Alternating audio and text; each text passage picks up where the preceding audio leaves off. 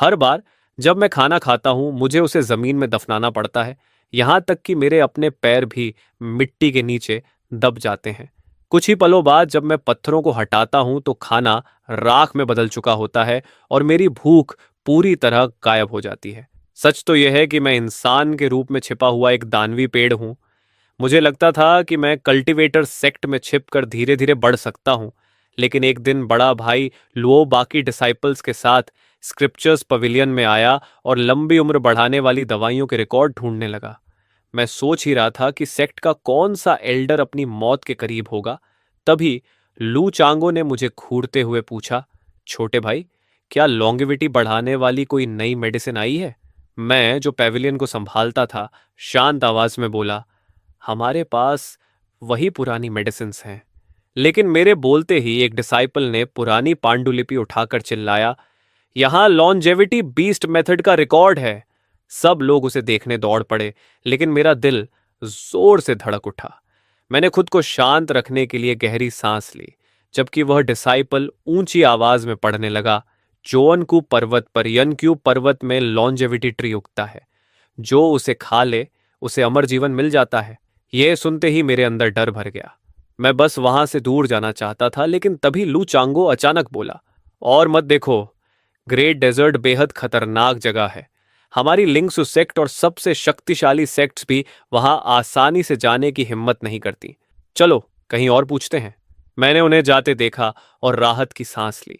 फिर जल्दी से उस पांडुलिपि को शेल्फ के सबसे नीचे छिपा दिया, दुआ करते हुए कि कोई दोबारा उसमें दिलचस्पी न ले, क्योंकि मैं ही वह लेजेंडरी लॉन्गेविटी ट्री हूं।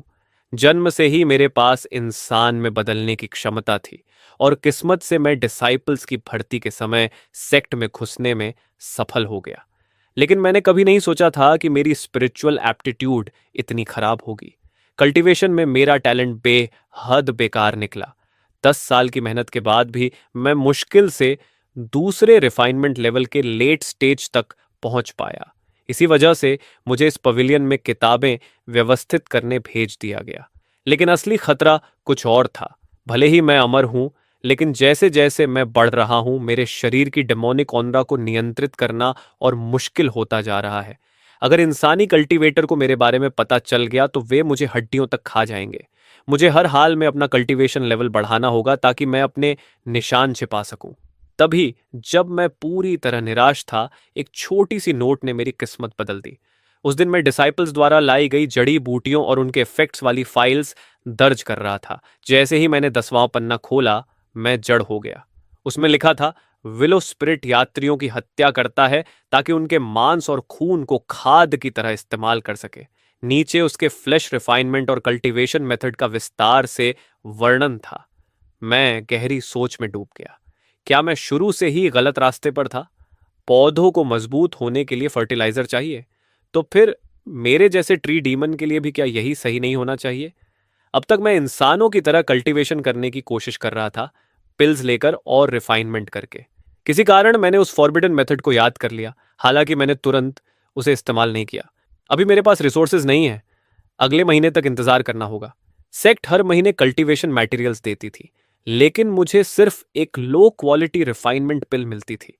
रात होते ही मैंने विलो स्पिरिट मेथड को आजमाने का फैसला किया। जैसे ही एनर्जी स्ट्रीम्स मेरे शरीर में बहने लगीं, मैंने उत्साह से आंखें खोलीं। यह सेक्ट टेक्निक से 2 गुना तेज था। निश्चित रूप से एक डीमन को डिमोनिक आर्ट्स ही करनी चाहिए। मैं आगे जारी रखने ही वाला था कि अचानक रुक गया। मैंने महसूस किया कि मेरे शरीर से हल्की डेमोनिक ऑनरा निकल रही थी। मेरे डेंटियन के अंदर ट्री डेमन एनर्जी को सेक्ट की लिंक्सु टेक्निक तुरंत निकल गई। जब तक मैं अपना कल्चरेशन नष्ट न कर दूं, दोनों आर्ट्स को साथ में प्रैक्टिस करना असंभव था। मैं बिस्तर पर लेटा सोचता रहा।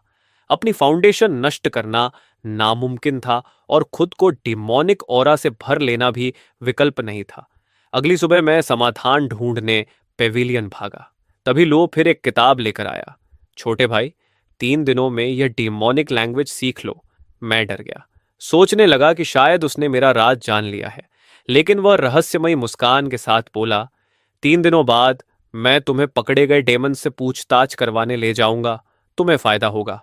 मैंने राहत की सांस ली और मान गया। जब तक उसे मुझ पर शक नहीं है, सब ठीक रहेगा। लेकिन मुझे अंदाजा नहीं था कि आगे क्या होने वाला है। डिमोनिक लैंग्वेज की किताबों पर बस एक नज़र डालते ही हर शब्द मेरे दिमाग में ऐसे बस गया जैसे मैं उन्हें पहले से जानता हूँ। तीसरे दिन मेरा बड़ा भाई मुझे पिकोलिंगान की जेलों में ले गया। उसने मुझे इंटरोगेशन रूम में छोड़ते हुए कहा, यह काम तुम्हारे भरोसे है, और चला गया। कमरे में सिर्फ भाई नीलो था, जो रिफाइनमेंट एक्सपर्ट था और डीमन से पूछताछ करता था। उसने कुशलता से एक लियोपर्ड डीमन को उसकी कोठरी से निकाला और लोहे के कांटे पर टांग दिया। दर्द से डीमन जाग गया और गुस्से में दहाड़ने की कोशिश की, लेकिन उसे एक अदृश्य चाबुक ने मार दिया।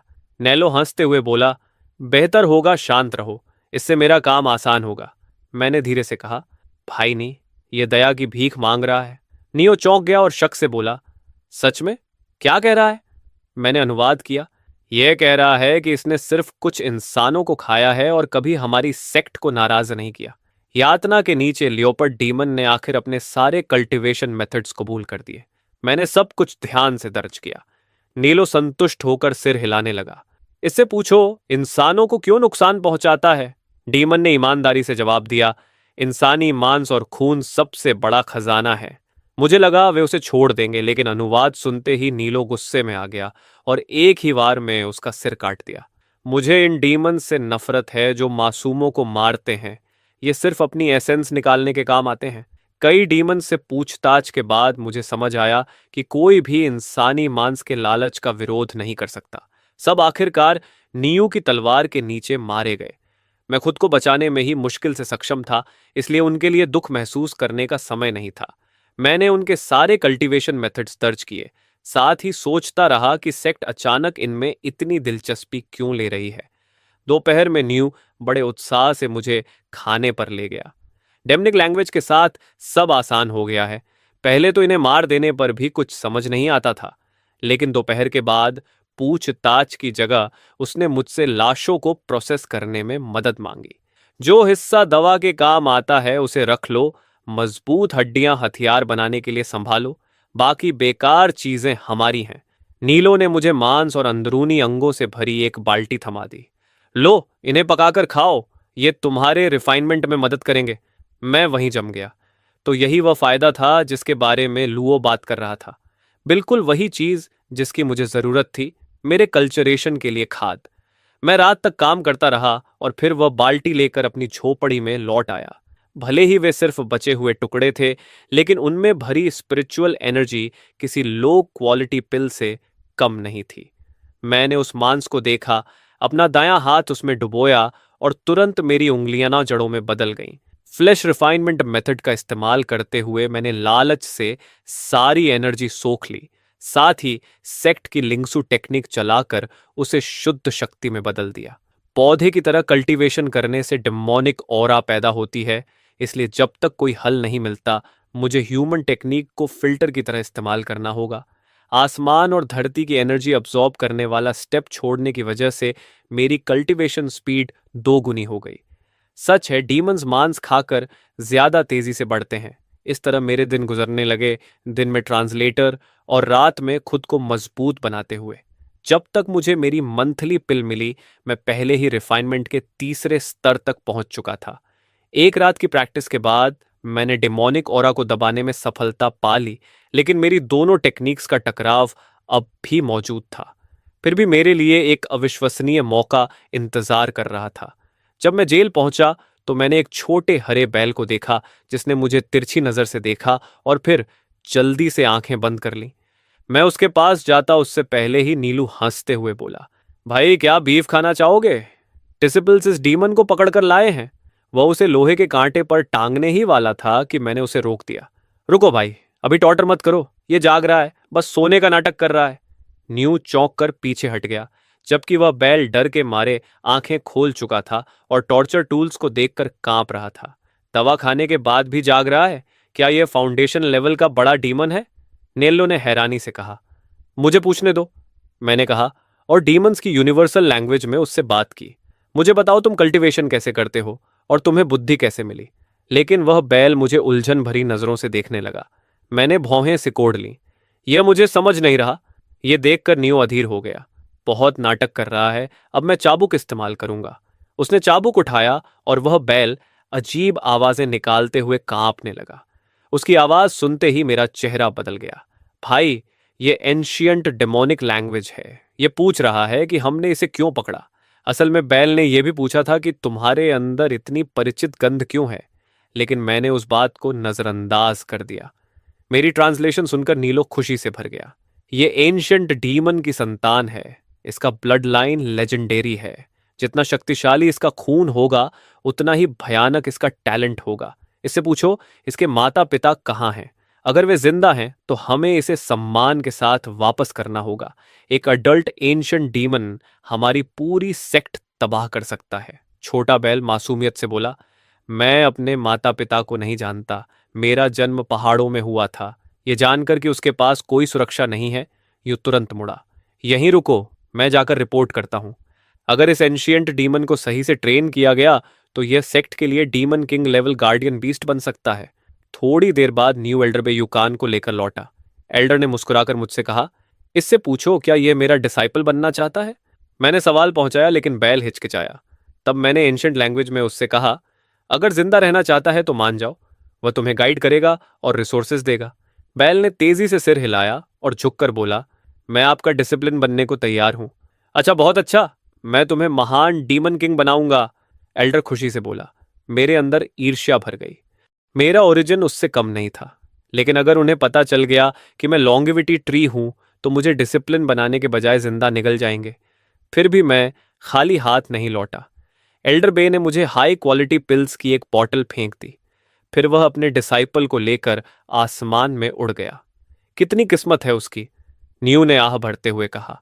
मैंने बिना ज्यादा भाव बदले जवाब दिया, हम दोनों डीमंस हैं, लेकिन हमारे साथ व्यवहार कितना अलग है। उस रात मुझे मांस की मेरी हिस्सेदारी मिली, लेकिन जाने से पहले न्यू ने चेतावनी दी, हाई क्वालिटी पिल्स के बारे में किसी को मत बताना। मैंने उसका धन्यवाद किया। वे पिल्स 7वें स्तर के डिसाइपल्स के लिए थीं। यहां तक कि छठे स्तर पर मौजूद लुओं को भी सिर्फ मीडियम क्वालिटी पिल्स मिलती थीं। लेकिन मेरी हैरानी का ठिकाना नहीं रहा जब मैं अपनी झोपड़ी पहुंचा और देखा कि लू चांग सौ पहले से मेरा इंतजार कर रहा था। सुना है तुमने एक एंशिएंट डीमन खोज निकाला। एल्डर बे ने तुम्हें अच्छी रिवॉर्ड दी होगी, है ना? उसे लगा कि मैं रिवॉर्ड्स छिपाऊंगा, लेकिन मैंने पहले ही बॉटल निकालकर उसे दे दी। लू चंग सू ने उसे खोला और अंदर की 10 पिल्स सही सलामत देखी। तुमने एक भी नहीं ली? मैंने झूठी विनम्रता से कहा। आपने ही मुझे लैंग्वेज सीखने को कहा था, उसी वजह से मुझे यह मौका मिला। मैं समझ नहीं पा रहा था कि इन्हें आपको कैसे दूं। वह सिर हिलाते हुए दूसरी बॉटल निकाल लाया। मैं तुम्हें खाली हाथ नहीं छोड़ूंगा। ये मीडियम क्वालिटी पिल्स रखो। मैंने खुशी का नाटक करते हुए धन्यवाद दिया। अच्छा, काम करते रहो, मैं भविष्य में तुम्हें ध्यान में रखूंगा। यह कहकर वह चला गया। फिलहाल मैं सिर्फ छिप सकता हूं और धीरे धीरे बढ़ सकता हूं। लॉन्जेविटी ट्री होने के नाते मेरे पास सबसे ज्यादा चीज अगर है तो वह समय है। अगली सुबह मांस और 2 पिल्स रिफाइन करने के बाद मैं रिफाइनमेंट के चौथे स्तर तक पहुंच गया। जब मैं जेल पहुंचा तो न्यू के पहले शब्दों ने मुझे भीतर तक जमा दिया। लू चांग सौ तुम्हारी पिल्स ले गया। तुम्हारे लेवल पर उन्हें संभाल पाना नामुमकिन था। मैंने भौहें सिकोड़ते हुए कहा। भाई लू ने मुझ पर दया की और मीडियम क्वालिटी पिल्स दी। नीलो जोर से हंस पड़ा। वाह, कितना अच्छा आदमी है। 10 मीडियम क्वालिटी पिल्स भी उन दूसरी पिल्स की एक के बराबर नहीं है, लेकिन खैर, हमारे जैसे लोग तो दबाए जाने के लिए ही पैदा होते हैं। उसने मेरी बेफिक्र मुस्कान देखी तो हैरान रह गया। सच तो यह था कि मुझे वे पिल्स चाहिए थीं, लेकिन मेरी सुरक्षा ज्यादा जरूरी थी। अगर मैं उन्हें न देता तो वे मुझे पीट कर छीन लेते, और अगर मैं घायल हो जाता और मेरी असली एसेंस बाहर निकल आती तो मेरी मौत तय थी। मेरे पास कल्चरेशन के लिए समय की कोई कमी नहीं थी। मैंने कहा, भाई नहीं, क्या आज मुझे थोड़ा ज्यादा मांस मिल सकता है? वह चौंक गया। एक बाल्टी काफी नहीं है? मैंने उसके मजबूत शरीर की तरफ इशारा किया। मैंने बॉडी ट्रेनिंग शुरू कर दी है। मुझे बहुत मांस चाहिए। मैं आपके जैसा परफेक्ट शरीर बनाना चाहता हूं। जबकि असल में मैं सोच रहा था, मैं ऐसा लॉन्जेविटी ट्री बनूंगा जिसे कोई एक कौर भी ना काट सके। मेरी बात सुनकर नीलो खुश हो गया और सिर हिलाया। तुम्हारी पसंद अच्छी है भाई। हाल ही में मैं मांस से ऊब गया हूं, सब ले जाऊं। छोटे बैल की वजह से उसे भी रिवॉर्ड्स मिल चुके थे, इसलिए अब उसे लेफ्ट ओवर्स की परवाह नहीं थी। उस रात मैं 2 बाल्टियां लेकर लौटा जिनमें एनर्जी से भरे अंदरूनी अंग भी थे। मेरे हाथ जड़ों में बदल गए और मैंने सब कुछ अब्जॉर्ब कर लिया। मेरे दिमाग में मौजूद छोटा हरा पेड़ धीरे धीरे गहरे लाल रंग की चमक लेने लगा। सब खत्म होने के बाद मेरा शरीर बॉडी रिफाइनमेंट के पहले स्तर तक पहुंच चुका था। मैंने अपनी कठोर हो चुकी त्वचा को छुआ। अब यह पहले स्तर के हमलों को सहन कर सकती थी, लेकिन यह अभी भी काफी नहीं था। मुझे आखिर तक पहुंचना होगा। जब तक मैं पर्याप्त मजबूत और कठोर बन जाऊं, कोई मुझे निगल नहीं पाएगा। आधे महीने तक शांतिपूर्वक कल्टीवेशन करने के बाद मैं रिफाइनमेंट के 5वें स्तर और बॉडी रिफाइनमेंट के दूसरे स्तर तक पहुंच गया। सब कुछ ठीक चल रहा था, तभी लुओ फिर मुझे ढूंढते हुए आया। छोटे भाई, जल्द ही न्यू वेंदाओ तुम्हारे साथ लैंग्वेज सीखने आएगा। न्यू वेंडाओ वही छोटा हरा बैल था। लू चांगो ने सिर हिलाया। हाँ, एल्डर ने उसका यही नाम रखा है, लेकिन क्योंकि वे ठीक से उससे बात नहीं कर पा रहे, उन्हें तुम्हारी मदद चाहिए। मैंने पहले दूसरों को ढूंढा था, लेकिन उनकी सोच उससे मेल नहीं खाती थी और बात करना मुश्किल था। तुम्हारा प्रदर्शन देखने के बाद मैंने तय किया कि तुम ही उसे सिखाओगे। मैंने तुरंत सम्मान से कहा, बहुत धन्यवाद बड़े भाई, मैं आपका बेहद आभारी हूं।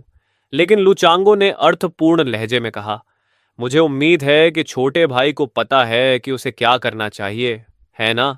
मैंने तुरंत झुककर जवाब दिया, आपकी कृपा और मार्गदर्शन मैं कभी नहीं भूलूंगा। मैंने पूरी वफादारी का अभिनय किया और लुचांगो संतुष्ट होकर फिर चला गया। जब नीलू को यह बात पता चली तो वह उत्साहित होकर बोला, यह तो शानदार खबर है। वह नीला बैल अब बहुत कीमती खजाना है। उसका स्टेटस लगभग मास्टर के डायरेक्ट डिसाइपल चंगचुन जितना है, बस उसका स्वभाव थोड़ा हिंसक है। उसे ह्यूमन लैंग्वेज सिखाने वाले डिसाइपल्स घायल होकर लौटे थे। मैं चौंक गया। चांगचुन वही जीनियस था जिसने सिर्फ 7 दिनों में रिफाइनमेंट के पहले स्तर तक पहुंच हासिल कर ली थी। थोड़ी देर बाद एक बड़ी बहन न्यू वेंदाओ को जेल में लेकर आई। उसने मुझे ऊंचे भाव से बुलाया। मैं सम्मान से उसके पास गया ही था कि न्यू वेनेडाओ दौड़कर मेरे पास आया और प्यार से खुद को मुझसे रगड़ने लगा।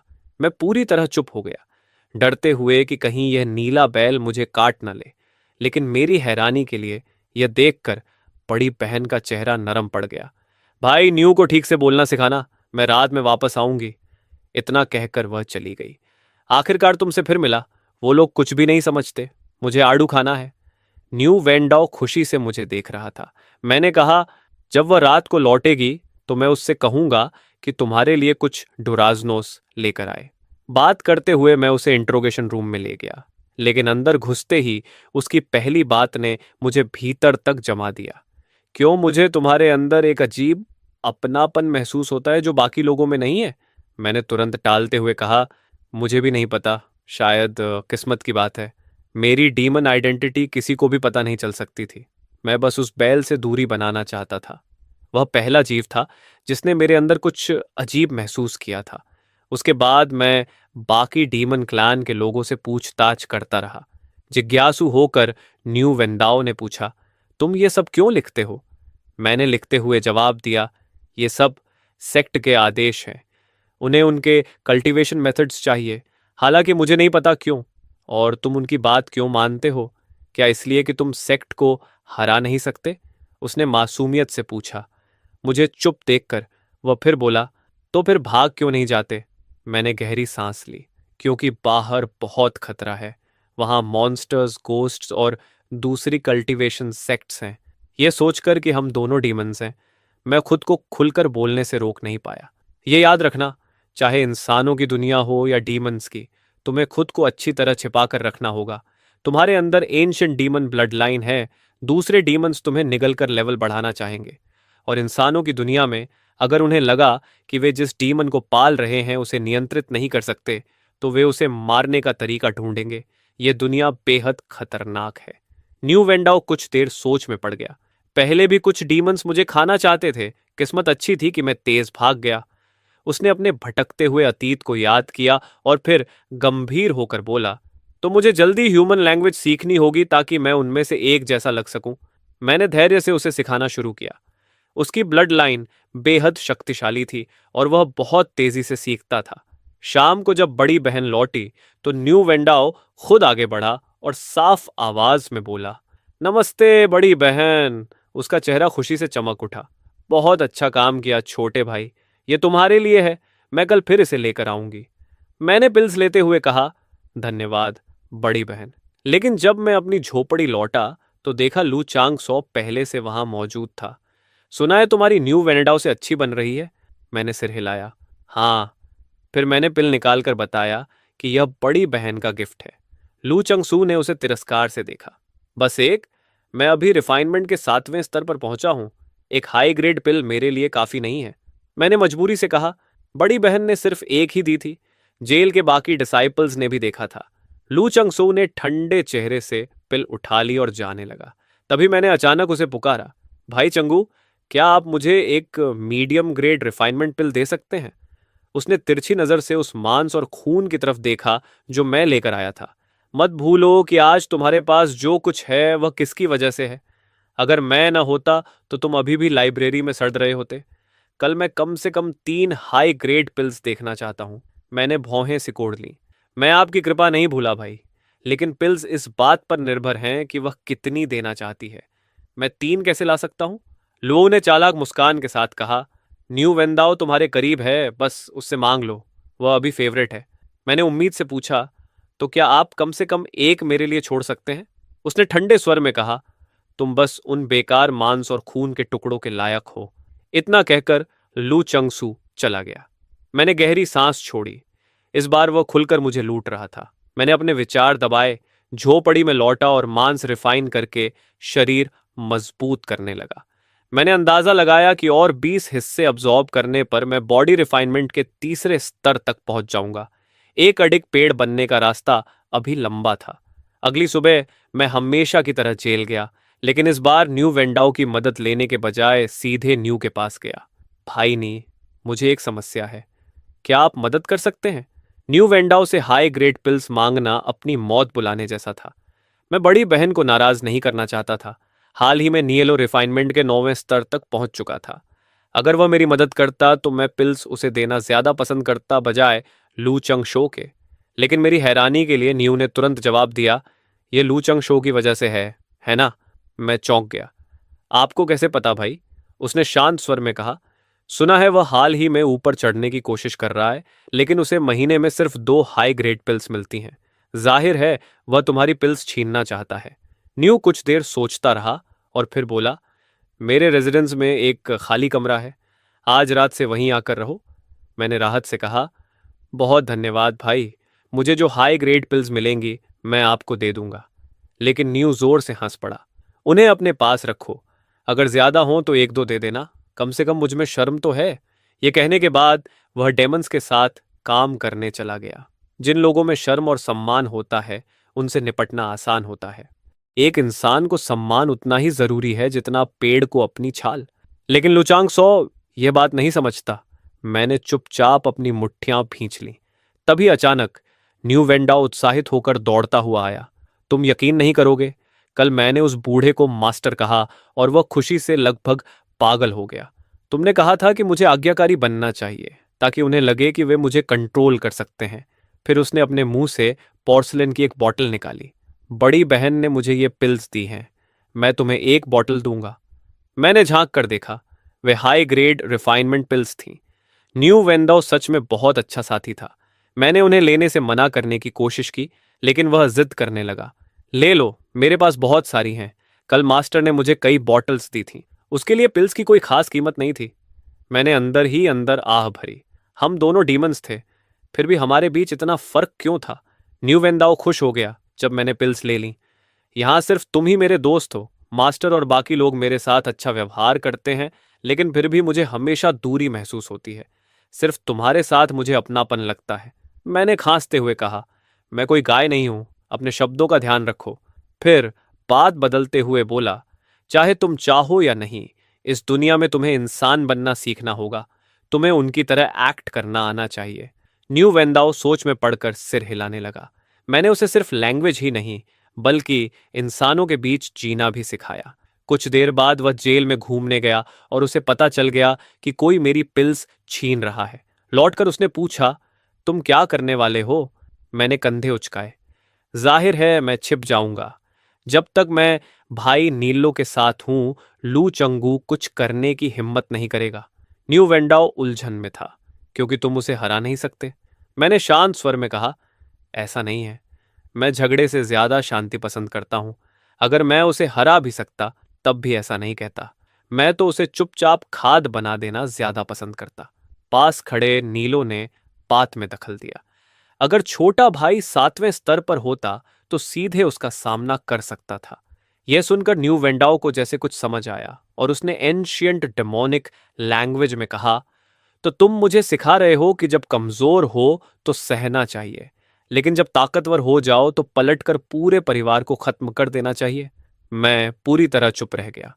मैं तो बस शांतिपूर्वक कल्टीवेशन करना चाहता था। आखिर उसने मेरी बात का ऐसा मतलब कैसे निकाल लिया? तुम्हारी शिक्षा के लिए धन्यवाद।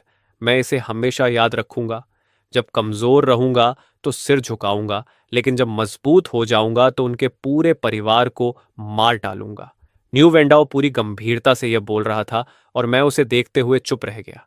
मैं तो बस उसे विनम्र और धैर्यवान रहने की सलाह देना चाहता था, लेकिन वह सीधे परिवारों के नरसंहार तक पहुंच गया। रात होने पर मैं नियलो के साथ उसके घर गया। अंदर पहुंचते ही मैंने पिल्स निकाल ली। भाई, न्यू वेंडाओ ने मुझे ये दी है। मैंने आपसे बांटने का वादा किया था, इसलिए अपनी बात से नहीं फिरूंगा। नीलो ने बेबसी से कहा, सच में समझ नहीं आता तुम्हारे साथ क्या करूं। उसने 5 पिल्स रखी और बाकी 5 मुझे वापस कर दी। मैं अपने कमरे में कल्टीवेशन करने जाने ही वाला था कि उसने अचानक 10 पोर्सलिन बॉटल्स निकाल ली। ये ब्लड पिल्स हैं और बॉडी रिफाइनमेंट के लिए बेहद उपयोगी हैं। हमारी रिफाइनमेंट ब्रांच में सिर्फ स्पिरिचुअल एनर्जी काफी नहीं होती, शरीर को मजबूत करना भी जरूरी है। मैंने तुरंत समझते हुए कहा, अब समझ आया, बहुत धन्यवाद। मैंने बॉटल्स स्वीकार कर ली। मुझे अपने ट्रेनिंग के लिए इन पिल्स की बेहद जरूरत थी। नीलो ने आगे कहा, मैं सम्मान वाला इंसान हूं, मुफ्त में चीजें नहीं ले सकता। अब मैं कल्टीवेशन करने जा रहा हूं। इतना कहकर वह मुड़ा और अपने कमरे में चला गया। मैंने भी वही किया। दरवाजा बंद करके मैं पिल्स रिफाइन करने लगा।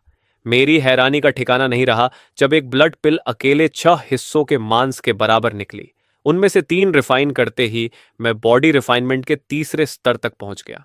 फिर बाकी पिल्स का इस्तेमाल करके मैं रिफाइनमेंट के 6ठे स्तर तक आगे बढ़ गया। लेकिन हैरानियां यहीं खत्म नहीं हुई। अगली सुबह न्यू वेंडाओ ने मुझे देखते ही 2 बॉटल्स हाई ग्रेड पिल्स की पकड़ा दी। उसने धीरे से डेमोनिक लैंग्वेज में फुसफुसाया, मैं तुम्हें जल्द से जल्द लुचांगो को हराते देखना चाहता हूं। मैं एकदम जड़ हो गया। अगर वह ऐसा करता रहा तो चाहे मैं लुचांगो को मारूं या नहीं, शक मुझ पर ही आएगा।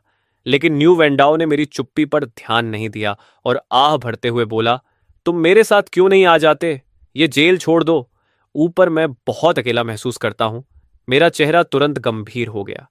एक डीमन होकर इंसानी सेक्ट में तुम्हें अकेले रहना सीखना होगा। कभी यह मत दिखाना कि तुम डीमन वर्ल्ड में लौटना चाहते हो। वे सोचेंगे कि तुम्हें कभी पूरी तरह पालतू नहीं बनाया जा सकता। यह सुनते ही न्यू वेंडाओ ठंडे पसीने में भीग गया और तेजी से सिर हिलाने लगा।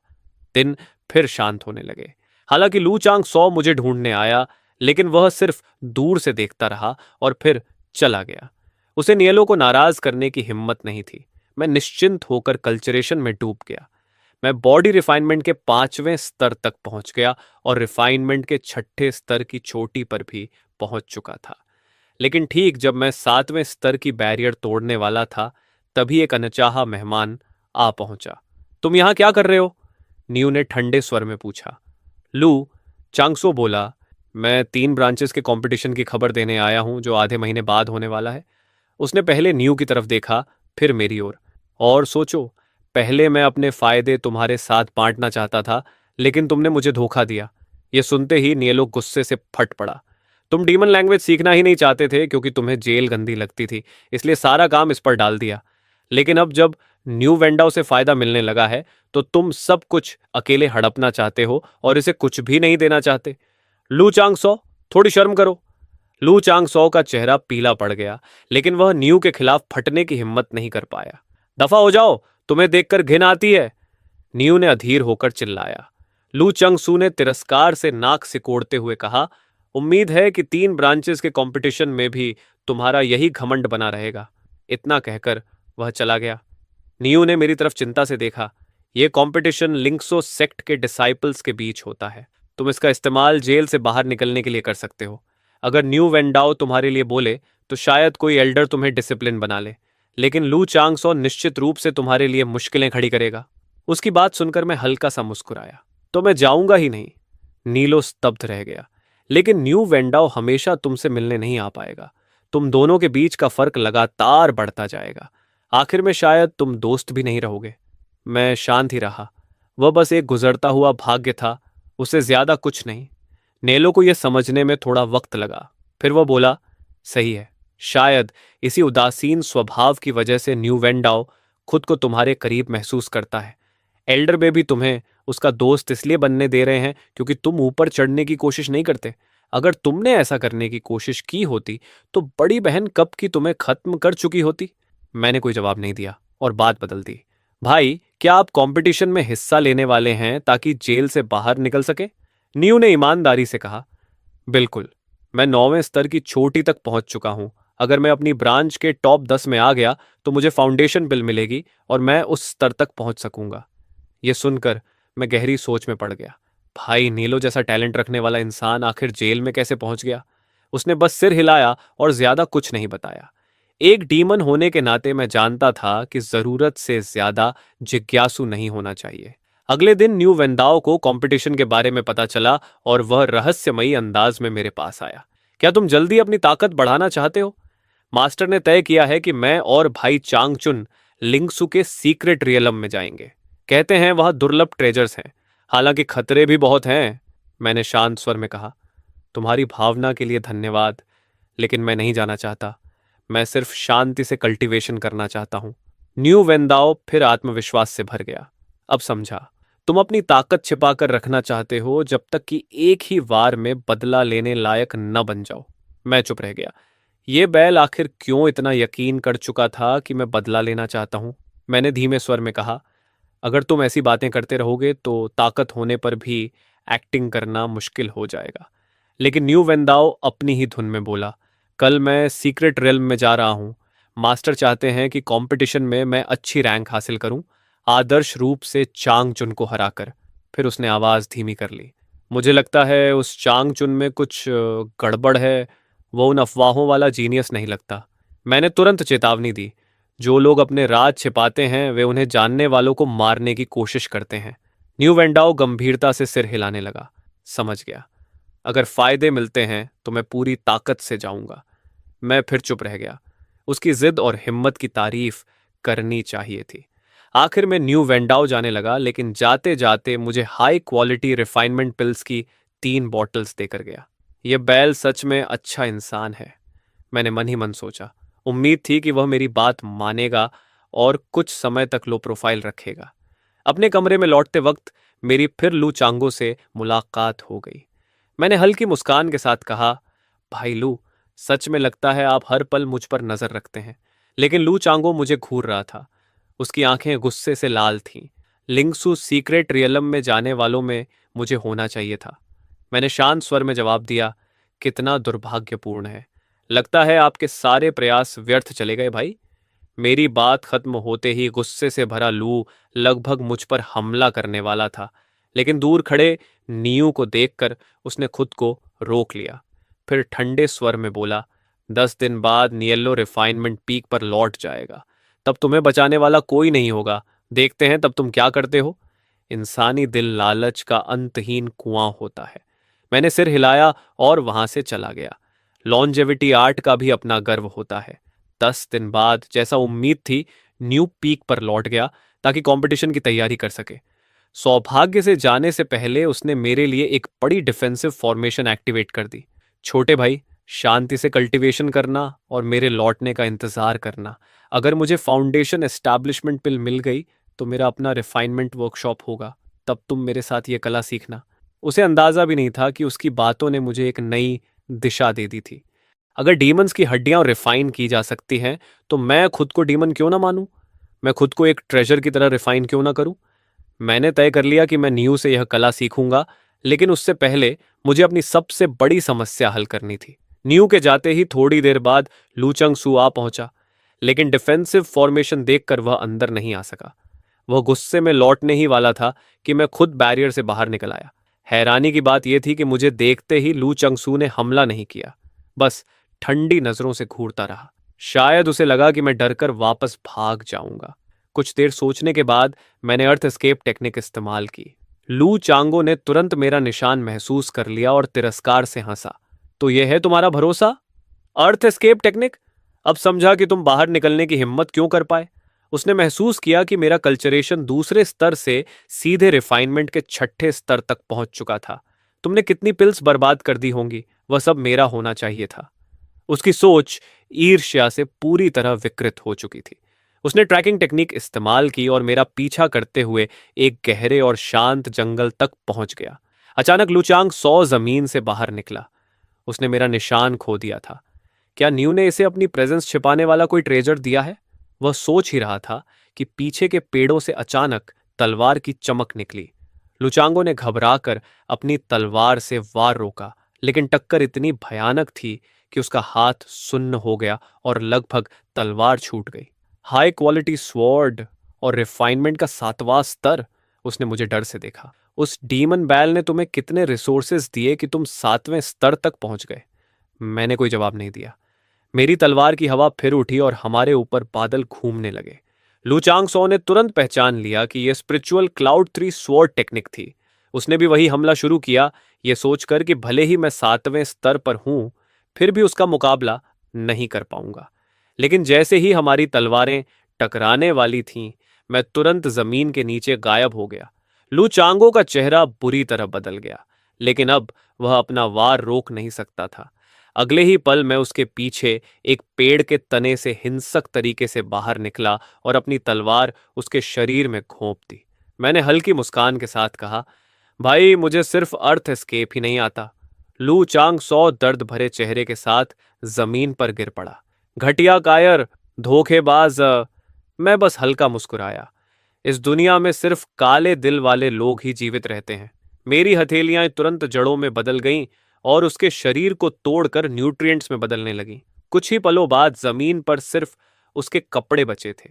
मैंने सोचा था कि उसके पास कुछ कीमती मिलेगा, लेकिन वह तो सच में गरीब निकला। एक भी पिल नहीं, सिर्फ एक साधारण तलवार। सबूत साफ करने के बाद मैं तेजी से वापस अपनी जगह लौट आया। जब मैंने अपनी कॉन्शियसनेस के अंदर झांका तो जो देखा उससे मैं स्तब्ध रह गया। मुझे उम्मीद नहीं थी कि 7वें स्तर के कल्टीवेटर की एसेंस इतनी विशाल होगी। सिर्फ एक लू चंगू ब्लड पिल्स की पूरी बॉटल से भी ज्यादा था, और उसकी वजह से मैं सीधे बॉडी रिफाइनमेंट के 7वें स्तर तक पहुंच गया। मेरे दिमाग में मौजूद डीमन ट्री का असली रूप और ज्यादा लाल, ज्यादा कठोर और ज्यादा मजबूत हो गया था। उसके अंदर भरी जीवन शक्ति डरावनी थी। मैंने आंखें खोली और अपनी हाई क्वालिटी स्वॉर्ड को हाथों से छुआ। तलवार की धार से खून की हल्की रेखाएं निकलती देख मैंने भौहें सिकोड़ ली। इस स्तर के हथियार की तुलना में मेरा शरीर अभी भी थोड़ा कमजोर था। मुझे न्यू से सीखने के और मौके ढूंढने होंगे। अगर डीमंस की हड्डियां रिफाइन हो सकती हैं, तो मैं एक डीमन ट्री होकर खुद को क्यों नहीं कर सकता? खुद को एक वेपन की तरह रिफाइन करना असंभव नहीं होना चाहिए। 2 दिन तक शांत कल्टीवेशन करने के बाद डीमन बेल न्यू वेंदाओ अचानक फिर प्रकट हुआ। मैं थोड़ा हैरान रह गया।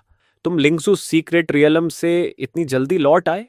लगता था उसकी ताकत काफी बढ़ चुकी थी, लेकिन उसने जो पहली बात कही उससे मेरी पलकों तक झटके से उठ गई। अगर मैं किसी से कुछ चुरा लूं तो मुझे क्या करना चाहिए? यह सुनते ही मुझे बुरा अंदेशा हुआ और मैंने सावधानी से पूछा, तुमने कहीं भाई चंगचुन को तो नहीं लूटा? न्यू वेंदाओ ने सिर हिलाया, लेकिन तुरंत जोड़ दिया, मजबूरी थी। उस आदमी ने मुझे गुलाम बनाने की कोशिश की, लेकिन शुक्र है मास्टर ने मुझे एक प्रोटेक्टिव ट्रेजर दिया था। गुस्से में मैंने अपनी ब्लड लाइन एक्टिवेट कर दी और उसे बुरी तरह घायल करके उसकी स्पिरिचुअल हर्ब्स छीन ली। मेरा चेहरा तुरंत भारी हो गया और मैं कुछ पल चुप रहा। न्यू वेंदाओ फिर बोला, और झूठ नहीं बोलूंगा, वे हर्ब्स कमाल की थीं। उनकी वजह से मैं रिफाइनमेंट के 7वें स्तर तक पहुंच गया। भले ही चांगचुन 8वें स्तर पर हो, लेकिन असल में वह मेरा मुकाबला नहीं कर सकता। मैंने गहरी सांस लेकर पूछा, तो चांगचुन तुम्हें ढूंढने नहीं आया?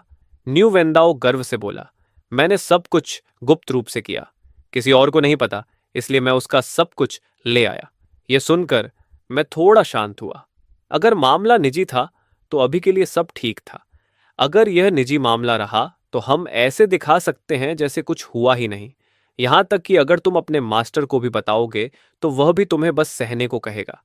लेकिन न्यू वेनेडाओ संतुष्ट नहीं दिखा। अगर मैं उसे हरा सकता हूं तो फिर छिपकर क्यों रहूं? अगर मैं आधिकारिक तौर पर उसे हरा दूं तो शायद उसका बड़ा भाई वाला पद भी छीन सकता हूं। मेरा मास्टर मेरा साथ देगा। मैं बस हल्का हंस पड़ा। इतना आसान नहीं है। मान लो तुम चांग चुन को हरा भी दो, लेकिन क्या तुम उसके मास्टर को हरा सकते हो? Sect leader? तुम्हारा मास्टर तुम्हारी मदद करेगा, लेकिन क्या तुम्हें लगता है कि सेक्ट लीडर अपने डिसिप्लिन की मदद नहीं करेगा? तुम्हारा मास्टर सिर्फ फाउंडेशन एस्टैब्लिशमेंट रीलम में है, जबकि सेक्ट लीडर गोल्डन कोर रीलम में। दोनों के बीच पूरा एक रीलम का फर्क है। न्यू वेंडाओ को जैसे बात समझ आई और उसने पछतावे से सिर हिलाया, लेकिन उसकी अगली बात सुनते ही मेरा चेहरा फीका पड़ गया। तुम सही कह रहे हो, लेकिन उस चंगचुन में कुछ अजीब है। मैंने उसके अंदर डिमोनिक ऑरा महसूस की। मेरा दिल जोर से धड़क उठा। क्या सेक्ट सच में डिमोनिक कल्टीवेशन मेथड्स पर रिसर्च कर रही थी? क्या चांगचुन पहला सब्जेक्ट था? मैंने तुरंत धीमे स्वर में चेतावनी दी, ऐसे बिहेव करो जैसे तुम्हें कुछ पता ही नहीं। तभी तुम लिंक्सु सेक्ट में ज्यादा समय तक जीवित रह पाओगे। न्यू वेंडाओ ने पलकें झपकाईं। ऐसा करने से मैं बेहतर तरीके से जी पाऊंगा, मैंने गंभीर होकर कहा। अगर वह अपना राज छिपा रहा है तो इसका मतलब है कि यह बहुत बड़ा मामला है। अगर तुम अपने मास्टर से बात करो तो सिर्फ इतना कहना कि चांग चुन ने तुम पर हमला किया था, लेकिन हर्ब्स का जिक्र मत करना। न्यू वेंडाओ उलझ गया। पूरी सच्चाई क्यों नहीं बतानी चाहिए? मेरा स्वर और गंभीर हो गया। अगर सिर्फ चंग चुन जानता है तो अंत तक हर बात से इनकार कर देना। बस यही तुम्हारे लिए सबसे सुरक्षित होगा। उसने दृढ़ता से सिर हिलाया। समझ गया, मैंने हाथ हिलाकर कहा। अब जाओ और मुझसे इतनी बार मिलने मत आया करो। वह बड़बड़ाया। मुझे लगा हम दोस्त हैं। मैंने उसके कंधे पर हाथ रखकर ईमानदारी से कहा, जब स्टेटस का फर्क बहुत बड़ा हो जाता है तब दोस्ती निभाना मुश्किल हो जाता है। वह सोच में डूबा हुआ धीरे धीरे चला गया। मैं घर में घुसने ही वाला था कि उसने पीछे से आवाज दी, वैसे क्या तुमने 3 ब्रांचेस के कंपटीशन में इसलिए नाम लिखा क्योंकि तुम सबके सामने लू चंगू को हराना चाहते हो? मैं वहीं स्तब्ध रह गया। नहीं, मैंने कब नाम लिखा? मेरी आइडेंटिटी प्लेट के बिना रजिस्ट्रेशन होना नामुमकिन था। मैं तुम्हारे लिए पूछताछ करूंगा। इतना कहकर न्यू वेंदाओ चला गया। मैं गहरी सोच में पड़ गया। पब्लिक कंपटीशन मेरे जैसे लॉन्जेविटी ट्री के लिए सबसे खराब चीज थी। हर कोई जानता था कि मेरी एसेंस अमृता देती है, लेकिन मैं सीधे गायब भी नहीं हो सकता था। कंपटीशन मिस करना सेक्ट के लिए बड़ा अपराध माना जाता था। दूसरी तरफ न्यू वेंदाओ अपने मास्टर बयूकन के रेजिडेंस पहुंचा और रोने लगा। मास्टर, मेरे साथ बहुत अन्याय हुआ है। बाइवन का चेहरा तुरंत अंधेरा पड़ गया। किसकी हिम्मत हुई तुम्हें परेशान करने की? न्यू वेंडाओ उसका स्टार डिसाइपल था, एक एंशिएंट डीमन जीनियस। वह उसे अपमानित होने नहीं दे सकता था। न्यू वेंडाओ ने रोते हुए सब बताया। सीक्रेट रियलम में चांग चुन ने मुझे गुलाम बनाने की कोशिश की। अगर आपके दिए हुए ट्रेजर की वजह से मैं बचा नहीं होता तो मैं मर चुका होता। यह सुनकर बुकान गुस्से से कांप उठा। उसकी इतनी हिम्मत! अभी चलो, मैं तुम्हें सेक्ट लीडर के पास ले चलता हूं। लेकिन न्यू वेंडाओ ने उसे रोक लिया। मास्टर, शांत हो जाइए, मेरी शिकायत कुछ भी नहीं है। चांग चुन सेक्ट लीडर का डिसाइपल है। वह उसे जरूर बचाएगा और मामला वहीं खत्म हो जाएगा। बायू अपने डिसाइपल की समझदारी देखकर भावुक हो गया। क्या अच्छा बच्चा है।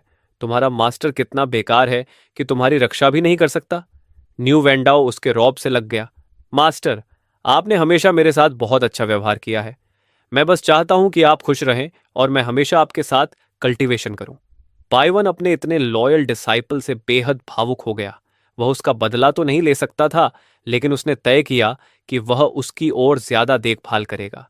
इस तरह न्यू वेंडाओ को कल्चरेशन रिसोर्सेज और प्रोटेक्टिव ट्रेजर्स का ढेर मिल गया। वह मन ही मन सोचने लगा कि मेरी सलाह कितनी कमाल की थी। सिर्फ कुछ शब्दों में उसे इतना सब कुछ मिल गया था। वह सच में मेरा सबसे अच्छा दोस्त है, उसने सोचा, लेकिन उसे अंदाजा नहीं था कि उसका यही दोस्त इस समय बहुत बड़ी मुसीबत में था। आखिर 3 ब्रांचेस कंपटीशन का दिन आ गया और मुझे मजबूरन वहां जाना पड़ा। मंच पर सेक्ट लीडर बेहद उदासीन स्वर में लॉटरी और मुकाबलों के नियम समझा रहा था। एक एक करके डिसाइपल्स अपनी आइडेंटिटी प्लेट्स लेकर ऊपर जा रहे थे। मैंने बेबसी से आह भरी और प्लेटफॉर्म नंबर 10 पर जाकर अपने टर्न का इंतजार करने लगा। मैंने देखा कि सबसे कमजोर पार्टिसिपेंट भी रिफाइनमेंट के 7वें स्तर पर था और सब एडवांस्ड टेक्निक्स जानते थे। मेरा चेहरा गंभीर हो गया। आखिर दोपहर तक मेरा नंबर आ गया। मेरा ओपोनेंट अनुमान था, जो रिफाइनमेंट के 7वें स्तर के मिडिल स्टेज में था। मैंने सम्मान से झुककर कहा, छोटा भाई बड़े भाई को प्रणाम करता है। लेकिन आंजो युएन बिल्कुल भी विनम्र नहीं था। वह तिरस्कार से हंसा। सुना है न्यू वेंदाओ से मिलने से पहले तुम सिर्फ दूसरे स्तर का एक बेकार आदमी थे। उम्मीद नहीं थी कि आज तुम यहां ऊपर चढ़ने की हिम्मत करोगे। उसने उंगली से मेरी तरफ इशारा किया। तुम एहसान फरामोश इंसान हो। एक बड़े भाई ने तुम्हें डीमन लैंग्वेज सीखने का मौका दिया और जैसे ही तुम न्यू वेंदाओ की वजह से ऊपर चढ़े, तुमने उसी को अपमानित कर दिया और उससे रिश्ता तोड़ लिया। तुमने उस इंसान को ही भुला दिया जिसने तुम्हारी मदद की थी। तुम कूड़े से ज्यादा कुछ नहीं हो। नीचे खड़े डिसाइपल्स भी उसकी बात सुनकर मुझे गालियां देने लगे। वे सब मुझे घृणा से देख रहे थे, जबकि अनु युआन ठंडे स्वर में बोला, तुम्हारा टैलेंट बेहद घटिया है। तुम सिर्फ पिल्स खाकर ऊपर पहुंचे हो। आज मैं तुम्हें तुम्हारी असली जगह दिखाऊंगा और वापस जेल भेज दूंगा जहां तुम बिलोंग करते हो। मैंने भौहें सिकोड़ लीं और सब समझ गया। अनु को जरूर लू चंगू ने भेजा था। ग्रेट एल्डर इस कंपटीशन का प्रभारी था और लू चंगू उसी ब्रांच से था। मैच मैनिपुलेट करना उनके लिए आसान था। बिना कुछ कहे अनुयुवन ने तलवार खींची और दर्जनों सोर्ड लाइट्स सीधे मेरी तरफ छोड़ दी। नीचे से लोग चिल्लाने लगे, भाईयान दया मत करना, इसे वापस जेल भेज दो। कूड़े की जगह जेल में ही होती है। सब लोग मुझे मानसिक रूप से तोड़ने की कोशिश कर रहे थे, लेकिन उनकी उम्मीदों के उलट मैंने अपनी कॉम्बैट प्लेट जमीन पर फेंक दी और शांत स्वर में कहा, भाई आपकी ताकत मुझसे कहीं ज्यादा है। मैं हार मानता हूं। अंजो यान पूरी तरह स्तब्ध रह गया, लेकिन अगले ही पल उसकी नजर बर्फ जैसी ठंडी हो गई और उसकी तलवार फिर भी मेरी तरफ पड़ती रही। मैंने घबराने का नाटक किया, लड़खड़ाते हुए पीछे हटा और बाल बाल उस वार से बच गया। आखिर में मंच से नीचे गिर पड़ा। अनुयुवन मुझे उलझन से देख रहा था, जबकि मैं जल्दी से उठा और सम्मान से झुक गया। आपकी टेक्निक अद्भुत है भाई, मैं हार गया। अब मैं जा रहा हूं। तुरंत ही चारों तरफ से मजाक उठने लगे। क्या कचरा है, अंजू युएन के एक ही अटैक से डर गया। भाईयन की लिंगसू 3 सोर्ड सच में लेजेंडरी हैं। देखते ही देखते अनु युएन तारीफों से घिर गया, लेकिन उसके चेहरे पर उलझन साफ थी। उसने अभी तक सच में कोशिश भी नहीं की थी। उसने लू चांगो से वादा किया था कि वह सिर्फ मुझे अपमानित नहीं करेगा, बल्कि गंभीर रूप से घायल भी करेगा। लेकिन भले ही मैंने अपनी इज्जत खो दी हो, मेरे शरीर पर एक खरोंच तक नहीं आई। सबसे ज्यादा उसे यह बात परेशान कर रही थी कि मैं हार कर दुखी नहीं दिख रहा था। उल्टा मैं धूल झाड़ते हुए लगभग खुश दिखाई दे रहा था। ऊपर से कई दिनों से उसने लू चांगो को भी नहीं देखा था, यहां तक कि कंपटीशन में भी नहीं। लेकिन मैंने इन बातों पर ध्यान ही नहीं दिया और शांति से कल्टीवेशन करने अपनी जगह लौट आया। शाम ढलते ही न्यू वेंदाओ फिर प्रकट हो गया। मैंने भौहें सिकोड़ ली। मैंने तुम्हें नहीं कहा था कि बार बार मत आया करो। यह बैल सच में मुझे मुसीबत में डाल देगा। लेकिन वह गंभीर आवाज में बोला, मैं तुम्हें सांत्वना देने आया हूं। मुझे कंपटीशन के बारे में पता चला। यह शर्मनाक था, लेकिन मुझे यकीन है कि एक दिन तुम फिर उठोगे और उस एन्युआन को हरा दोगे। मैंने उसे तिरछी नजर से देखा। मैं ठीक हूं, मुझे किसी सांत्वना की जरूरत नहीं। न्यू वेंडाओ ने मेरा कंधा पकड़ लिया।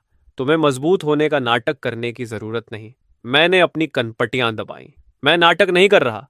सच में मैं उस कंपटीशन में जाना ही नहीं चाहता था। अगर सबके सामने मैं घायल हो जाता और मेरी ट्री एसेंस बाहर आ जाती, तो सब खत्म हो जाता।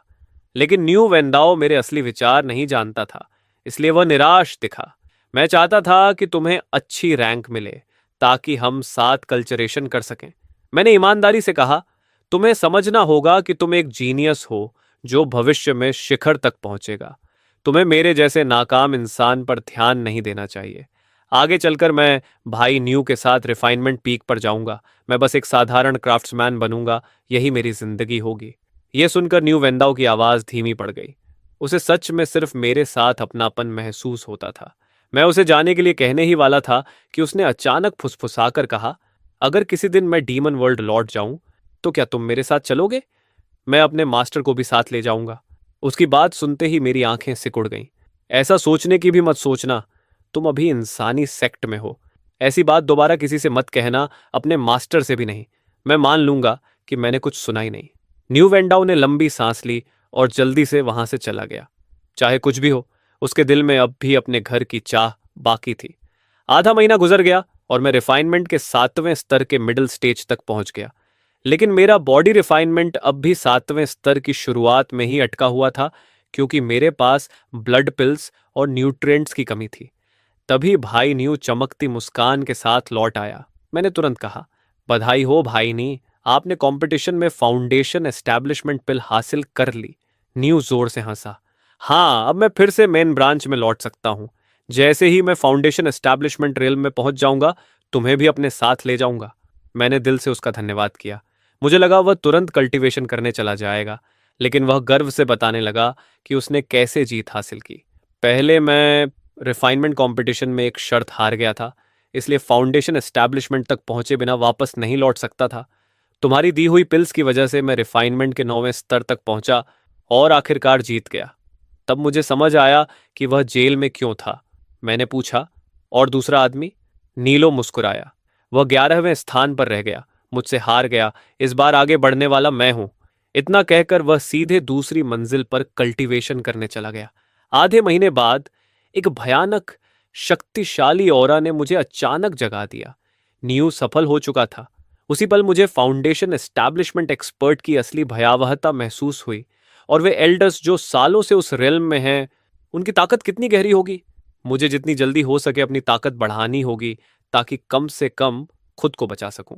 नीलो अपने कमरे से बाहर निकला। उसके चारों ओर भयंकर ऊर्जा घूम रही थी। चलो, मैं तुम्हें लिंगी पीक ले चलता हूं। मैं वहां के लोगों से बात करूंगा। मेरे सामने इतना फॉर्मल होने की जरूरत नहीं। तुम मेरे बेनिफैक्टर हो। यह कहकर वह अपनी तलवार पर उड़ गया और मुझे साथ लेकर लिंगी पीक की ओर निकल पड़ा।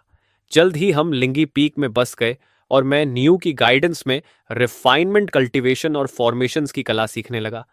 फिर एक दिन मैंने अचानक उससे पूछा, बड़े भाई, क्या आपको लगता है कि किसी जीवित चीज को रिफाइन करना संभव है, जैसे किसी स्पिरिचुअल ट्री को सीधे रिफाइन करके मैजिकल वेपन बना देना? लेकिन नीलो ने सिर हिलाया और हंसते हुए बोला, बिल्कुल असंभव। कोई भी जीवित चीज स्पिरिचुअल फायर में तुरंत जल जाएगी। मैं चुप हो गया। सिर्फ बॉडी रिफाइनमेंट मेरे स्तर के मैजिकल वेपन्स के अटैक्स को रोकने के लिए काफी नहीं था। इसी वजह से मेरे दिमाग में खुद को वेपन की तरह रिफाइन करने का साहसी विचार आया था, लेकिन अब वह रास्ता बंद दिखाई दे रहा था। मुझे पता भी नहीं था कि एक बहुत बड़ा संकट मेरी तरफ पड़ रहा है। लू चांग 100 की तलवार मिल चुकी थी, लेकिन तलवार के अलावा उसकी कोई और चीज नहीं मिली। लू चांग 100 पूरी तरह गायब हो चुका था। पिकोलिंगियन पीक के लोगों ने जांच शुरू की और स्वाभाविक रूप से वे मेरे पास भी पहुंचे। मैं सोच ही रहा था कि खुद को शक से कैसे बचाऊं, तभी न्यू आगे बढ़ा और बोला, उस समय मैंने फॉर्मेशन एक्टिवेट कर दी थी और छोटे भाई को उसे कंट्रोल करना नहीं सिखाया था। वह लगभग अंदर ही फंसा हुआ था। न्यू के ये शब्द बोलते ही मुझ पर मौजूद सारे शक खत्म हो गए। जांच करने वाले डिसाइपल्स के जाने के बाद न्यू ने भौहें सिकोड़कर मेरी तरफ देखा। कहीं लोगों को तुमने तो नहीं मारा? मैंने कड़वी मुस्कान के साथ कहा, यह कैसे संभव है? वह रिफाइनमेंट के 7वें स्तर पर था। नीलो ने सिर हिलाया और बात को वहीं खत्म कर दिया। आखिरकार लू चंगसू का मामला धीरे धीरे दब गया और मैं चैन से फॉर्मेशंस और कल्टीवेशन की पढ़ाई में डूब गया। 6 महीने बाद मेरा रिफाइनमेंट, कल्टीवेशन और बॉडी स्ट्रेंथनिंग दोनों 7वें स्तर की पीक तक पहुंच चुके थे। अब मैं आसानी से medium grade magical swords forge कर सकता था और हर फॉर्मेशन मुझे याद हो चुकी थी। इन 6 महीनों में भले ही न्यू वेंडाओ मुझसे मिलने नहीं आया, लेकिन किताबों के पैविलियन में पढ़ते समय मैं अक्सर उसके जीनियस होने की कहानियां सुनता था। कहा जाता था कि 300 सेक्ट्स कंपटीशन में न्यू वेंडाओ ने 9वें स्तर के डिसाइपल्स को हराया और चांग चुनबो के नंबर 1 डिसाइपल को भी परास्त कर दिया। न्यू वेंडाओ ने मेरी हर बात मानी थी।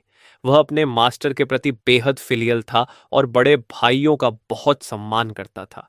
वह हर मायने में बिल्कुल परफेक्ट था। यहां तक कि लोग कहते थे कि अगर वह डीमन न होता तो सेक्ट लीडर का अगला सक्सेसर वही बनता। लेकिन न्यू वेंडाओ की कहानी तो अभी बस शुरू हुई थी। वह अक्सर अपने साथियों को लेकर पहाड़ों से नीचे डीमंस का शिकार करने जाता था, और जहां तक मेरी बात थी, उसका दोस्त होने के बावजूद उसने कभी किसी के सामने मेरा नाम तक नहीं लिया, जैसे वह मुझे पूरी तरह भूल चुका हो।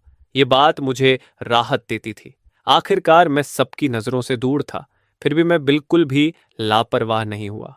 सेक्ट को लंबे जीवन वाले डेमोनिक मटेरियल्स की ज़रूरत दिन ब दिन बढ़ती जा रही थी, यहाँ तक कि वे ग्रेट डेजर्ट में लॉन्गिविटी ट्रीज खोजने के लिए टीम्स भेजने लगे थे। मैं सोच ही रहा था कि अपनी स्ट्रेंथ कैसे बढ़ाऊं, तभी एक बाहरी मिशन ने मुझे अप्रत्याशित मौका दे दिया। उस दिन मैं मिशन हॉल से लौटा ही था कि न्यू मुझे सोनियन सिटी ले गया, जो यहाँ से 30 एली दूर थी। ये जगह इनूड किंगडम के अधिकार में थी, जहाँ आम इंसान और कल्टिवेटर्स तीन बड़ी फैमिलीज के नियंत्रण में साथ रहते थे। न्यू मुझे एक रेजिडेंस के सामने ले गया, जहां एक बूढ़े आदमी ने हमारा स्वागत किया। आंगन में एक पुराना विलो ट्री था और उसके नीचे एक आदमी और एक औरत आराम कर रहे थे। लिंशु पीक के रिफाइनमेंट ब्रांच का न्यू अपने फेलो डाउस्ट को प्रणाम करता है। ये मेरा छोटा भाई है, नीलो ने झुककर कहा। बूढ़े ने भी सम्मान लौटाया। मैं बूढ़ा स्यूलिन हूँ। वे दोनों मेरे पोते ल्यूशियन और मेरी पोती ल्यूइन हैं। कल्चरेशन खत्म होने पर वे आकर आपसे मिलेंगे। लेकिन न्यू ने हाथ हिलाया। उसकी जरूरत नहीं, सीधे काम की बात करते हैं। ल्यूइन ने सिर हिलाया और हाथ घुमाते ही 3 मिनरल्स प्रकट हुए, जो हल्की चमक बिखेर रहे थे। नियलो के चेहरे पर हैरानी उभर आई। Cold iron, red flame stone और क्लियर विंड स्टोन, फेलोडाउइस्ट, इतनी बेहतरीन क्वालिटी के ये 3 मटेरियल्स आपके पास होना सच में बड़ी किस्मत है। ल्यूइन हल्का मुस्कुराया। ये मेरे पूर्वजों की विरासत है, अब मैं आप दोनों पर निर्भर हूं। इतना कहकर वह हमें अंडरग्राउंड चेंबर में ले गया। उसके जाने के बाद न्यू ने थोड़ी शर्मिंदगी से कहा, मैं चाहता था कि तुम प्रैक्टिस करो, लेकिन यहां स्मेलिंग फर्नेस नहीं है और ये स्टोन्स बेहद दुर्लभ हैं। मैंने तुरंत सिर हिलाया। मैं ऐसी अद्भुत चीजों को छूने की हिम्मत भी नहीं करूंगा। मैं बाहर जाकर इंतजार करूंगा बड़े भाई, नीलो ने कहा। इन तीनों स्टोनर्स को प्रोसेस करना आसान नहीं है। इन्हें मैजिकल स्वॉर्ड्स में बदलने में कम से कम 4-5 महीने लगेंगे। फिर उसने अचानक मुझे पैसे की एक थैली पकड़ा दी। मैंने थैली ली और चैम्बर से बाहर निकल आया। मैं लुइंगशन से आराम करने की जगह पूछने ही वाला था कि उसने पुराने विलो ट्री की तरफ इशारा किया। उस पेड़ के नीचे आराम कर सकते हो, वहां एनर्जी गैदरिंग फॉर्मेशन है। मैंने हल्के से सिर हिलाया। जैसे ही मैं विलो ट्री के पास पहुंचा, मुझे तुरंत कुछ अजीब महसूस हुआ। यहां स्पिरिचुअल एनर्जी सच में बहुत घनी थी, लेकिन हवा में बेहद हल्की डेमोनिक एनर्जी भी तैर रही थी। अगर मैं खुद एक ट्री डीमन न होता तो शायद कभी इसे महसूस नहीं कर पाता। मैंने पुराने विलो ट्री को ध्यान से देखा। वह पूरी तरह स्थिर था और बाहर से कुछ भी असामान्य नहीं दिख रहा था। लिऊ येन और बाकी लोग घूमने निकल चुके थे, इसलिए मैं अकेला वहीं बैठ गया। लेकिन जैसे ही मैंने अपनी कल्टीवेशन टेक्निक चलानी शुरू की, पुराना विलो ट्री हल्का सा हिलने लगा और स्पिरिचुअल एनर्जी अब्जॉर्ब करने लगा। तो इसने सच में कॉन्शियसनेस हासिल कर ली है। लेकिन ऐसा लग रहा था कि उसने अभी हाल ही में कल्टीवेशन शुरू किया था। उसकी चेतना बिखरी हुई थी और वह अभी पूरी तरह डीमन कल्टीवेटर नहीं बना था। एक समान जाति का होने के नाते मैंने उसकी मदद की और थोड़ी स्पिरिचुअल एनर्जी कंसंट्रेट करके उसकी ग्रोथ तेज कर दी। मुझे क्या पता था कि यह छोटी सी दया मुझे जल्द ही अनपेक्षित इनाम देने वाली है। 1 महीना पलक झपकते बीत गया और आखिरकार मैं रिफाइनमेंट के 8वें स्तर तक पहुंच गया। लेकिन इसके बावजूद मैं चिंतित था। पहले मेरा शरीर मजबूत महसूस होता था, लेकिन अब उसमें एक अजीब नाजुकपन महसूस होने लगा था। आखिर में समस्या यही थी कि मैं अभी भी पर्याप्त कठोर नहीं था। मैंने विलो ट्री की तरफ देखा और मन ही मन कहा, तुम्हारे लिए कल्चरेशन आसान नहीं है, मैं तुम्हारी और मदद करूंगा। इतना कहकर मैंने ट्री डीमंस की कल्टीवेशन टेक्निक उसे सुनानी शुरू की। उसकी इंटेलिजेंस अभी अभी जागी थी, इसलिए वह इंसानी भाषा नहीं समझ सकता था, लेकिन उसने अपनी शाखाएं हिलाकर आभार जताया। उसी समय उसने स्पिरिचुअल एनर्जी इकट्ठा करके अपना कल्टीवेशन मेथड मुझे दिखाया। मैं मुस्कुराया लेकिन कुछ नहीं बोला। उसकी टेक्निक बेहद साधारण थी और मेरे लिए किसी काम की नहीं। लेकिन अगले ही पल कुछ अप्रत्याशित हुआ। जमीन अचानक हरी रोशनी से चमक उठी और धरती की गहराइयों से एक उंगली धीरे धीरे बाहर निकली। मैं उसे देखकर स्तब्ध रह गया। वह इंसानी उंगली बिल्कुल नहीं थी, बल्कि किसी पत्थर की मूर्ति की उंगली जैसी लग रही थी, जिसकी सतह पर महीन पैटर्न्स और लाइंस उकेरी हुई थीं। मैंने उस स्टोन फिंगर को छुआ। शायद समय के बीतने और विलो ट्री द्वारा उसकी एसेंस एब्जॉर्ब कर लेने की वजह से उसकी शक्ति लगभग खत्म हो चुकी थी, लेकिन उसकी सतह पर बने पैटर्न्स ने मुझे पूरी तरह मोहित कर लिया। वे किसी हाई लेवल फॉर्मेशन जैसे लग रहे थे। शायद यही वह ट्रेजर था जिसने विलो ट्री की इंटेलिजेंस जगाई थी और उसकी एसेंस उस पेड़ के लिए न्यूट्रिएंट बन गई थी। मैंने विलो ट्री से इसके ओरिजिन के बारे में पूछा। वह हल्का सा हिला और स्पिरिचुअल एनर्जी की एक लहर सीधे मेरे दिमाग में प्रवेश कर गई। अगले ही पल मेरी कॉन्शसनेस में एक विशाल आकृति उभरी, जैसे कोई प्राचीन स्टैच्यू मेरे मन के अंदर जाग उठा हो। उसके शरीर का हर हिस्सा अनगिनत छोटे पैटर्न से ढका था और वह स्टोन फिंगर सिर्फ उसकी छोटी उंगली थी। किसी कारणवश मैं सिर्फ छोटी उंगली के पैटर्न्स को साफ देख पा रहा था, बाकी सब धुंधला था। मेरा पूरा शरीर कांप उठा। क्या ये एंशिएंट डीमंस की रून्स हैं? सेक्ट के रिकॉर्ड्स में लिखा था कि एंशिएंट डीमन रून्स ऐसी विरासत होती हैं जो ब्लड लाइन में अंकित रहती हैं और सिर्फ तब प्रकट होती हैं जब कोई एंशिएंट डीमन अपनी ब्लड लाइन एक्टिवेट करता है। यहां तक कि कुछ लोगों ने इन रून्स से कल्टीवेशन टेक्निक्स भी समझी थी। मैंने अपने हाथ में मौजूद एंशिएंट डीमन स्टोन फिंगर को देखा। भले ही उसकी एसेंस खत्म हो चुकी थी, लेकिन उसने मुझे नई इंस्पिरेशन दी थी। अगर मैं खुद को मैजिकल वेपन की तरह रिफाइन नहीं कर सकता, तो क्या मैं एक लॉन्जेविटी ट्री डीमन होकर अपने शरीर पर रून्स नहीं उकेर सकता, ठीक वैसे ही जैसे एंशिएंट डीमन रन्स? इसके बाद मैंने लकड़ी के टुकड़े इकट्ठा किए और प्रयोग शुरू कर दिए। 3 दिन बाद आखिरकार मैं सफल हो गया और परिणाम देखकर खुशी से भर उठा। एंशियंट डीमन रन्स से अंकित लकड़ी बेहद कठोर हो जाती थी। अगर उसमें स्पिरिचुअल एनर्जी डाली जाए तो उसकी मजबूती लो ग्रेड मैजिकल स्वॉर्ड के बराबर हो जाती थी। अगर मैं इन्हें अपने शरीर पर उकेर दूं तो मेरे स्तर के मैजिकल वेपन्स मुझे छू तक नहीं पाएंगे। लेकिन मुझे अभी और रिसर्च करनी थी। जैसे सिर्फ कठोरता ही नहीं, इन रन्स में और कौन कौन सी विशेषताएं छिपी हैं।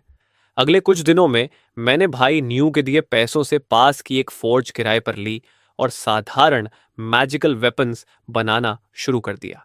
3 दिन बाद मैंने आयरन प्लेट पर एक रून उकेरी और सच में उसकी मजबूती बहुत बढ़ गई, यहां तक कि उसकी क्वालिटी लगभग एक पूरा स्तर ऊपर चली गई। हालांकि मैंने तुरंत अपने शरीर पर रूनें नहीं उकेरी। सामान्य तौर पर किसी फॉर्मेशन को उकेरने के लिए खास मटेरियल्स चाहिए होते हैं, लेकिन मेरा मामला उल्टा था। मुझे फॉर्मेशन और रून को मिलाकर अपने शरीर के अनुरूप बनाना था। मैं अपनी रिसर्च में पूरी तरह डूबा हुआ था कि तभी मुझे पता चला कि मेरा दोस्त न्यू वेंडाओ भी सोनियान सिटी आ पहुंचा है और वहां की 3 बड़ी फैमिलीज के युवा डिसिपल्स को चुनौती देकर स्पिरिचुअल हर्ब्स हासिल कर रहा है। यह सुनते ही मेरा दिल धड़क उठा, क्योंकि न्यू वेनेडाओ को डिस्क्रिट रहना आता ही नहीं था। भले ही उसके पीछे लिंगसू केव का सहारा था, लेकिन वे फैमिली सालों से इस शहर पर राज कर रही थी और उनका अपना गर्व था। न्यू वेंडाओ शायद बहुत बड़ी मुसीबत में पड़ चुका था। मैं अंडरग्राउंड चैम्बर में नीलो के लिए खाना लेकर गया और बाहर निकला तो लाइन फैमिली के लोग अब भी न्यू वेंडो के बारे में बात कर रहे थे। मैं खुद को रोक नहीं पाया और पूछ बैठा, उसने उन फैमिलीज के डिसाइपल्स को हराने के बाद क्या हुआ? लाइन की पोती न्यू वाई ने जवाब दिया, सुना है वह सिटी लॉर्ड की मैंशन गया था और वहां उसे बैंक्वेट में बुलाया गया। बगल में खड़े लाइन, जो चीजों को ज्यादा साफ नजर से देखते थे, धीरे से बोले, सिटी लॉर्ड और तीनों फैमिली सालों से लड़ रहे हैं। शायद वह न्यू वेंडाओ को अपनी तरफ खींचना चाहता है ताकि उसकी ताकत इस्तेमाल कर सके। अगर वह 3 फैमिलीज के खिलाफ लिंगसू केव को खड़ा कर दे तो वे अब खतरा नहीं रहेंगी। लेकिन मैं न्यू वेंडाओ को लेकर बिल्कुल आशावादी नहीं था। बड़ा भाई चांगचुन और न्यू वेंडाओ पहले ही आग और पानी जैसे थे। अपने मास्टर के अलावा न्यू वेंडाओ किसी एल्डर एक्सपर्ट को बुला भी नहीं सकता था। ऊपर से उसने तीनों फैमिलीज को नाराज कर दिया था, इसलिए यह मामला आसानी से खत्म होने वाला नहीं था। मुझे लगा था कि न्यू वेंडाओ सिटी लॉर्ड के साथ मिल जाएगा, लेकिन बाद में पता चला कि वह मैंशन से बेहद नाराज होकर निकला था। यह सुनकर मैं पूरी तरह हैरान रह गया। क्या न्यू वेंडाओ ने सिटी लॉर्ड को भी नाराज कर दिया? क्या इस डीमन बैल के पीछे सच में कोई छिपा हुआ सहारा था, या फिर सच में उसका दिमाग मच्छरों ने खा लिया था? लेकिन मैंने फैसला किया कि मैं इसमें और दखल नहीं दूंगा। एक लॉन्जेविटी ट्री के लिए सबसे जरूरी चीज लो प्रोफाइल बनाए रखना थी। आखिर मेरी एसेंस खाना अमृता देता था। मैं वापस अपने कमरे में लौट आया और फिर से रन्स पर रिसर्च में लग गया, ये सोचते हुए कि उन्हें फॉर्मेशंस और अपने शरीर के साथ कैसे हार्मोनाइज करूं। आधा महीना गुजर गया और मेरी रिसर्च में खास प्रगति नहीं हुई। तभी एक दिन मैं नीलो को खाना देने गया और कैजुअली उससे कहा कि मैं अपने लिए एक खास वेपन फोर्ज करना चाहता हूं, लेकिन फॉर्मेशन एंग्रेविंग को अडेप्ट करना नहीं समझ पा रहा। ये सुनते ही न्यू मुस्कुराया और एक सोर्ड और एक सेबर निकाल कर बोला, देखो, ये दोनों हथियार अलग हैं, लेकिन इनमें लगी फॉर्मेशन एक ही है। ये देखते ही मेरे दिमाग में बिजली सी कौंध गई। धन्यवाद बड़े भाई, अब मैं समझ गया। चाहे वह सेबर हो, स्पीयर हो या लकड़ी का टुकड़ा, फॉर्मेशन वही रहती है। सिर्फ एंग्रेविंग की जगह ऑब्जेक्ट के हिसाब से बदलती है। मुझे बस अपने शरीर की स्ट्रक्चर के अनुसार उसे उकेरना था। मैं तुरंत चेंबर से बाहर निकला और अपने शरीर का अध्ययन शुरू कर दिया। 7 दिन बाद जाकर मैंने अपनी स्पिरिचुअल एनर्जी का इस्तेमाल करके शरीर के अंदर रून पाथवेज खोलना शुरू किया। जैसे जैसे मैंने स्टोन फिंगर वाली रून उकेरी, मेरे असली ट्री बॉडी में मौजूद ब्लड लाइंस जीवित होती हुई ट्रंक पर फैलने लगी। मेरे शरीर से भारीपन और मजबूती की भयानक ऑरा निकलने लगी। रून सफलतापूर्वक अंकित हो चुकी थी। इसके बाद मैंने डीप गोल्ड सोर्ड फॉर्मेशन उकेरना शुरू किया। नई लाइंस आपस में जुड़ गईं और एक तीखी ऑरा चारों तरफ फैल गई। एक प्राचीन एसेंस ने मुझे घेर लिया, जैसे कोई एंशंट डीमन मेरे अंदर जाग रहा हो। मैंने एक हाई ग्रेड मैजिकल सोर्ड निकाली और खुद पर वार किया। सिर्फ धातु टकराने की आवाज आई, लेकिन मेरी त्वचा पर एक खरोंच तक नहीं आई। हाँ हाँ, अब से मेरे स्तर के मैजिकल वेपन्स मुझे छू तक नहीं पाएंगे। मेरी हैरानी का ठिकाना नहीं रहा जब मेरा बॉडी स्ट्रेंथनिंग सीधे 8वें स्तर की शुरुआती स्टेज तक पहुंच गया। मेरे पूरे शरीर में असीम शक्ति बह रही थी। उत्साहित होकर मैं बाहर ताजी हवा लेने निकला और तभी गलती से पता चला कि न्यू वेनेडाउ शहर के बाहर सोनियान की युवा जनरेशन को चुनौती दे रहा है। ये सुनते ही मैं तुरंत सिटी गेट की ओर भागा। भीड़ को धक्का देकर किसी तरह दीवार पर चढ़ा और नीचे देखा। विशाल बैटल पहले ही शुरू हो चुकी थी।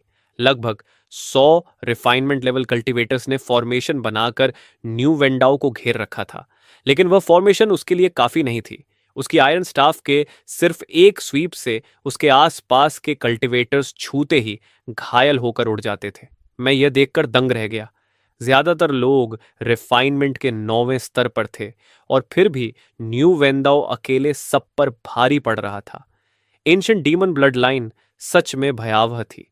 तभी 9वें स्तर की पीक पर खड़ा एक डिसाइपल ठंडे स्वर में बोला, चाहे न्यू वेंडाओ कितना भी ताकतवर हो, उसकी एनर्जी की भी सीमा है। बस फॉर्मेशन इस्तेमाल करके उसकी ताकत खत्म कर दो। ये सुनते ही न्यू वेंडाओ गुस्से से फट पड़ा। कायरो, आखिरी बार कह रहा हूं, मैंने तुम्हारी फैमिलीज के किसी इंसान को नहीं मारा। तुम लोगों ने ही मुझे घात लगाकर मारने के लिए लोग भेजे थे। इतना कहते ही उसकी आयरन स्टाफ बिजली की तरह घूमी। तभी मेरा चेहरा बदल गया। बुरा हो गया, कोई न्यू वेंदाओ को मारना चाहता है। चारों तरफ खड़े कल्टीवेटर्स के चेहरे भी बदल गए। अगर न्यू वेंडाओ मर गया तो लिंगसू केव का गुस्सा सबको खत्म कर देगा। उसी क्रिटिकल मोमेंट में एक सोर्ड एरो मीटियोरो की तरह अचानक न्यू वेंडाओ की ओर बढ़ी। ठीक टकराने से पहले एक फ्लाइंग स्वॉर्ड बीच में आ गई। टक्कर होते ही वह फ्लाइंग स्वॉर्ड तुरंत टूट गई, लेकिन उसकी वजह से सोर्ड एरो एक पल के लिए रुक गई और न्यू वेंदाओ को पीछे हटने का मौका मिल गया। उसके शरीर पर सुनहरी बैरियर चमक उठी। आखिरकार सोर्ड एरो ने बैरियर को भेद दिया और उसके बाजू में धंसते हुए जमीन में जा गिरी। हालांकि वह घायल हो गया था, लेकिन चोट जानलेवा जगह पर नहीं थी, इसलिए उसने राहत की सांस ली। लेकिन अगले ही पल वह सोर्ड एरो फिर हवा में उठी और दोबारा हमला करने लगी। तभी एक फाउंडेशन एस्टैब्लिशमेंट कल्टीवेटर गुस्से से वहां पहुंचा। उसने न्यू वेंडाओ को पकड़ा और दोनों तुरंत गायब हो गए। मैं भी जल्दी से सिटी वॉल से नीचे उतर आया। आसपास के कल्टीवेटर्स उलझन में बातें कर रहे थे। क्या वह आदमी भी लिंगसू केव का डिसिप्लिन था? पता नहीं। बस इतना देखा कि उसने सोर्ड फेंकी और फिर गायब हो गया।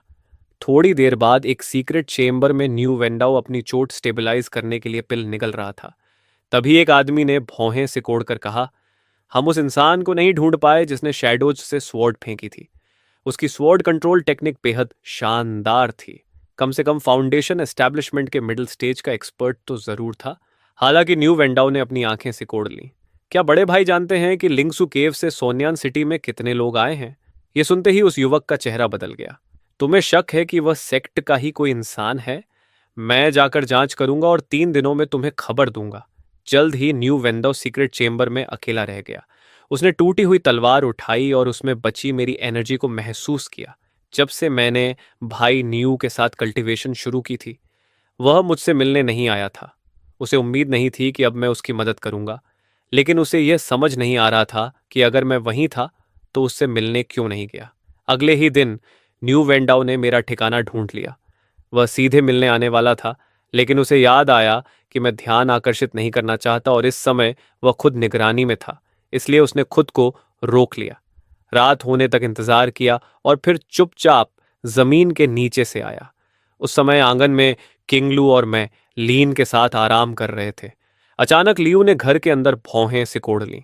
कमरे से बाहर निकला और ऊंची आवाज में बोला, कौन सा फेलो दाओइस्ट आधी रात को हमसे मिलने आया है? उसकी बात खत्म होते ही हवा में हल्का कंपन हुआ और न्यू वेंदाओ जमीन से बाहर निकला। उसने सम्मान से झुककर कहा, जूनियर जनरेशन का न्यू वेंडाओ अपने सीनियर के सामने उपस्थित है। मैं यहां अपने एक दोस्त को ढूंढने आया हूं। इतने बड़े और कठिन हालातों के बाद अब वह खुद मिलने आया था।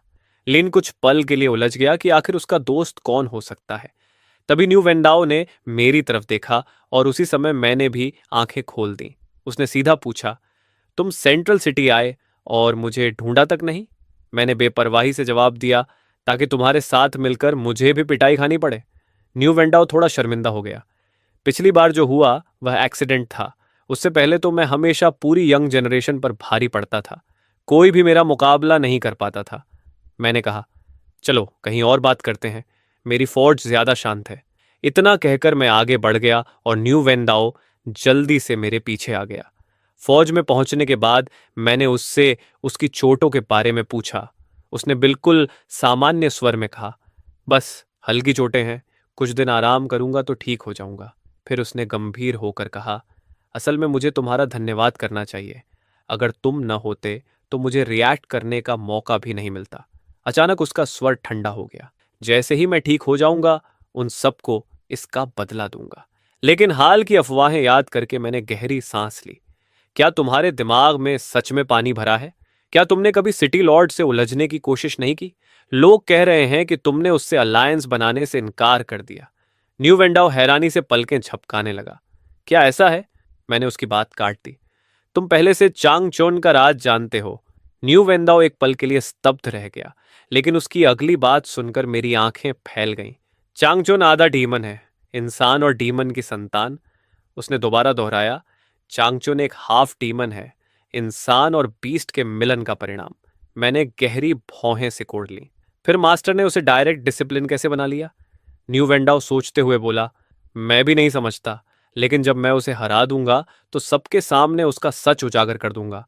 अगर एक हाफ डीमन बड़ा डिसिप्लिन बन सकता है और फ्यूचर लीडर बनने की उम्मीद रख सकता है, तो फिर मैं एक एंशियंट डीमन क्यों नहीं? न्यू वेंडाओ उत्साह से भरा हुआ था। मैं उससे ज्यादा ताकतवर हूं। तुमने खुद कहा था कि जंगल लॉ ही असली नियम है, लेकिन उसकी उम्मीदों पर मैंने तुरंत ठंडा पानी डाल दिया। मास्टर उसे प्रोटेक्ट करता है, चाहे हाफ डीमन होने के कारण वह तुमसे कमतर हो, लेकिन उसके अंदर इंसानी ब्लड लाइन भी है। तभी न्यू वेंडाओ ने एक और चौंकाने वाला राज खोला। मास्टर के पास ज्यादा समय नहीं बचा। जब वह चांगचुन को लेकर आया था, तब उसे गंभीर चोटें लगी थीं, जिससे उसकी लाइफ स्पैन घट गई। वह लंबे समय से लॉन्गेविटी हर्ब्स ढूंढ रहा है, लेकिन अब तक सफल नहीं हुआ। मेरे हिसाब से उसके पास सिर्फ 20 या 30 साल बचे हैं।